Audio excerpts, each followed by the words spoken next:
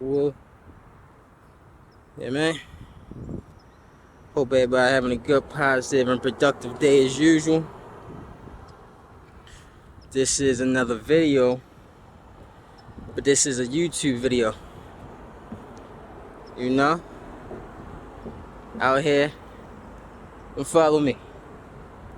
Yeah, back up so I won't fall off this motherfucker. But yeah, this is one of my spots that I come to.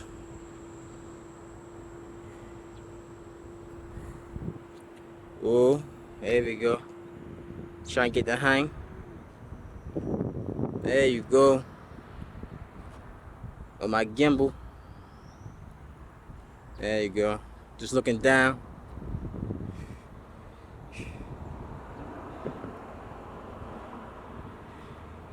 You know, in this video, I want to explain to you my 30-year journey to Hollywood. Holding on to my dream for 30 years of my life and staying the course. See my tripod in the back? Let me see. Okay, still trying to get the hang of this. There we go. Alright. So let's get started.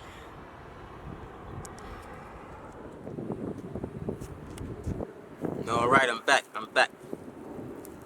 So like I was saying in the intro, I'm gonna tell you about my 30-year journey, or how I held on to my dreams, or held on to my passion or my purpose, or whatever you want to call it, for 30 years. I'm not going to spice this up. I'm not going to cut it. I'm just going to talk. If I mess up, I mess up. This is whatever. It ain't meant to be perfect. It's meant to convey a message. So, we can start from the beginning. Me and my mother moved in with her mother when I was about 3. You know, my parents were a young couple, so they had their own apartment, but you know, the money was looking a little funny, so they had to move back with their parents and get their bread right. So my father, he moved in back with his mother on the west side. Me and my mother, the west side of Baltimore.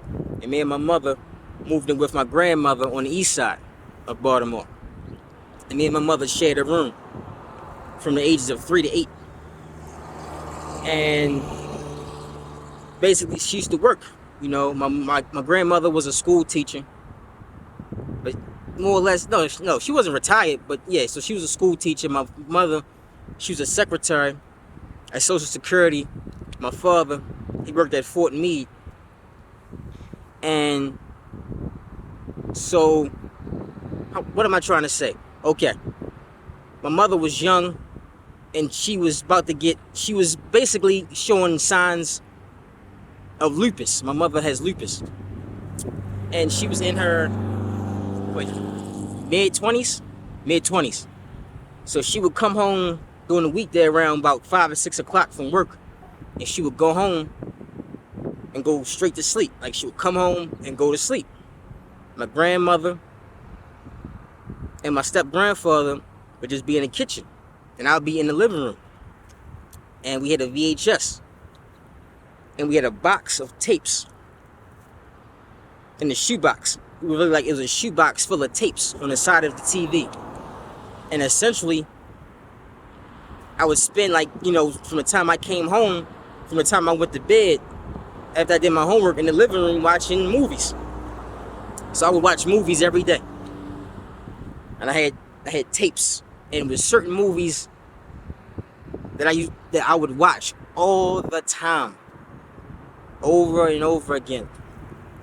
And the ones that stick out in my mind, the ones that really influenced me, and this was back in the 80s, was Karate Kid, Part 2. What else? Labyrinth, classic. Labyrinth, go check it out. And St. Valentine's Day Massacre. It was filmed in black and white, about Al Capone. I used to watch a tape from my uncle about David Lee Roth, because my youngest uncle, he was mixed. He was black and white. My grandmother was black and his father was Jewish. And when he was growing up, he would spend time between he lived in Baltimore, but he would spend time in Connecticut with his other side of his family. So he would get both sides of the world. He'd get the white and the black world. So he was into Run DMC, but he was also into rock and roll. Man, all right. He was into David Lee Roth. He was into rock and roll. So he had a tape of David Lee Roth. And I would watch that. My mother was into Prince. You know, every black woman back in the 80s loved Prince. So I would watch Purple Rain, Teen Wolf, Michael J. Fox. Michael J. Fox is the one, like, he was the one who I, like, Michael J. Fox. Because Michael J. Fox was short, and I was always the shortest person in my class. So I always related to Michael J. Fox. And Teen Wolf was my favorite movie. That was, like, that's the pinnacle of, like, that's, like, somebody asked me what's my favorite movie that kicked off my whole imagination was Teen Wolf. And, yeah, so I'm a kid. I'm 5, 6, 7 years old. And I'm watching these tapes. I'm watching Purple Rain. I'm watching Prince driving on his bike with Apollonia. I'm watching Teen Wolf. I'm watching David Lee Roth. I'm watching The Karate Kid. I'm watching these movies. I'm watching Labyrinth. I'm watching TV. To me, TV in the 80s was the best. From like 85 to 95 is when TV and cable was the best to me. Just to me. And my mind is clicking. And that's when I start to visualize things in my mind. And the moment was, and this is how I know film is so powerful. I was watching St. Valentine's Day Massacre. It was in black and white. It was about the St. Valentine's Day Massacre that happened in the 20s. And this is this movie was about Al Capone and mobsters in Chicago in the 20s. I think the movie was filmed in the 70s. I was born in the 80s and I was watching it like in the late 80s. A black kid in Baltimore, 6, 7, 8 years old. And it was this scene.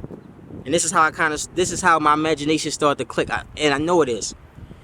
Every time somebody would come into the scene, anytime somebody who was associated with the massacre would like first make their appearance, the sound would dial down and the narrator would start speaking about this person's life.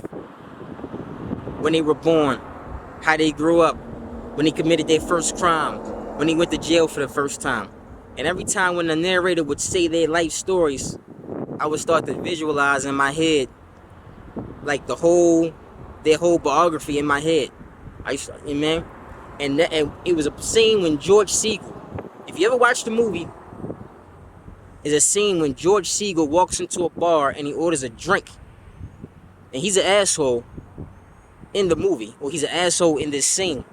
And the bartender is so scared that he can't even, like, he's so scared of him that he can't even pour him a shot.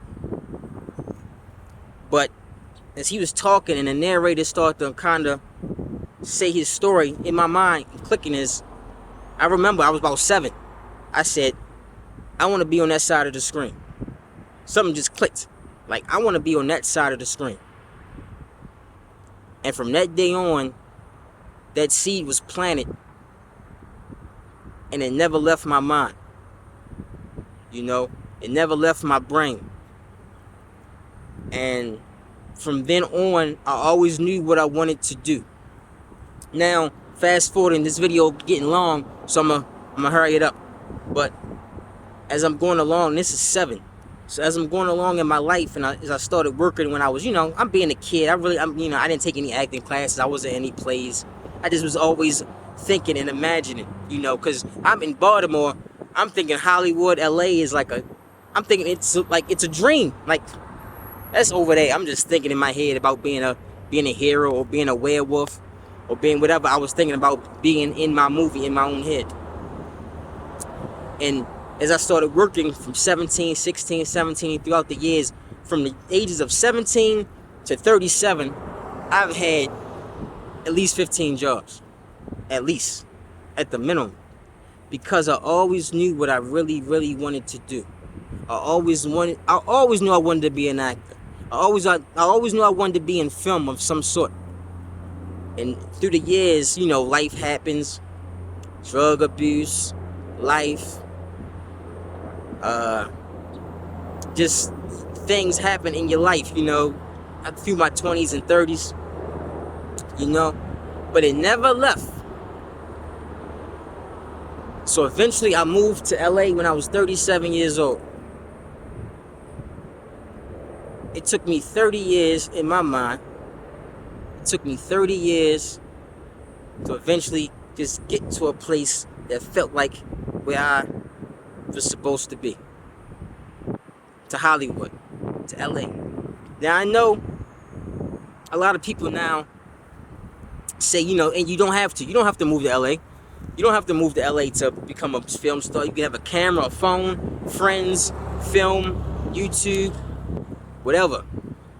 But it's something about this place. It's something about watching those movies when I was a kid, teenage years, that just, I belong in LA. That's all it's saying. You know, I can film anywhere, but I belong here. It feels right. You know when something feels right, you know, and I belong in LA. This is where I'm supposed to do what I'm supposed to do. That's how I feel.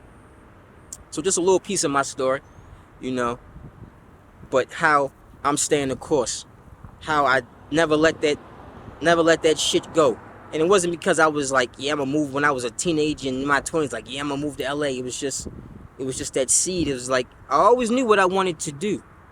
That's why I never took any job seriously. That's why I never really, stuck my feet, stuck my hands into any type of one job to try to really get promoted and become a supervisor and move up the ranks, because I always knew that this was just a stop this was just a stop. These was just stops until I got to the destination. It was just stops that I learned something from. Every stop that I took, I learned something. Trust me, I learned something. But I know it was a 10-minute video. I know it's long. Just watch it. Just, yeah, you know what I mean? And just how I just held on to, and just 30 years. You think about it. 30 years of your life. You know? To just, why not? Take a shot. I'm 37. Why not? I gotta go make it happen. I can talk. I can schmooze. I'm creative. I know I'm creative. I know I'm smart and intelligent. I know I am. I know I'm creative. I know this for a fact. But from 7 to 37, those 30 years, I had to get my shit together. I had to get things in order. Things was supposed to happen in 30 years to prepare me to mentally be able to stay here. And I got here right before the pandemic, so everything happened for a reason. But yeah, how I held on to what I was supposed to hold on to for 30 years, you know? Yeah. Staying the course, you know? It's something you can't run from your destiny, you know? And I can't run from mine, nor do I want to. I embrace it. I embrace this time, because it's going to happen. I have no plan B. I have no plan B. I have no reals, there's no plan B. Gotta snip that rope. Really, I never even had a rope to begin with. I never had a plan B. This is what I'm gonna fall back on. It was just timing and when I was supposed to be here. But this video is long enough. I appreciate it if you watch the whole thing. And there's more to come. Everybody out there, you stay positive, you stay productive, and you stay the course. All right, let's get it.